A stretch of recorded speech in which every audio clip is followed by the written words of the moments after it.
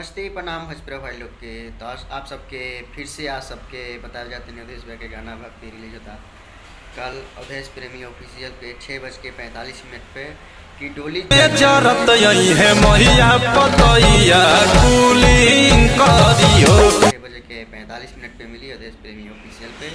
तो आप सब छोड़िए सब गाना के जैसे प्यार देता नहीं उससे गाना का प्यार दल नहीं आप सबके वीडियो पे लिंक डाल देते नहीं थोड़ा बहुत कि आप सबके पता लगे सही में गाना आ रहा था। आप सब देखिए आप भूलना चैनल को सब्सक्राइब करिए, लाइक करिए, दोस्तों में शेयर करिए, कमेंट करिए, अच्छा लगी वीडियो तो दोस्तों में शेयर करिए। हाँ तो आप सबके वीडियो की लिंक डाल देते नहीं देखिए जैसे सब गाना का प्यार दिला देते नहीं उससे वो गाना का प्यार दिला देंगे। दोस्तों में शेयर करिए, चैनल को सब्सक्राइब करिए, लाइक करिए।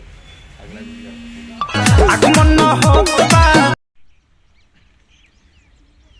आप भैया इधर में जाओ करण भाई।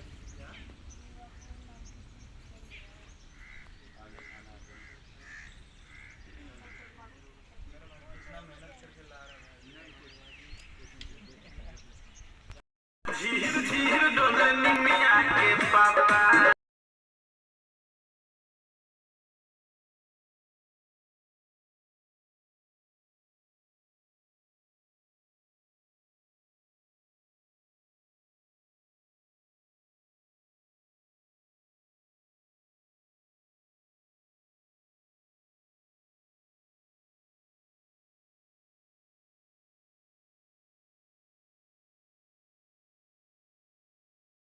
आगमन होता जरत न जोतबा जय माता दी के बोल भरी हो।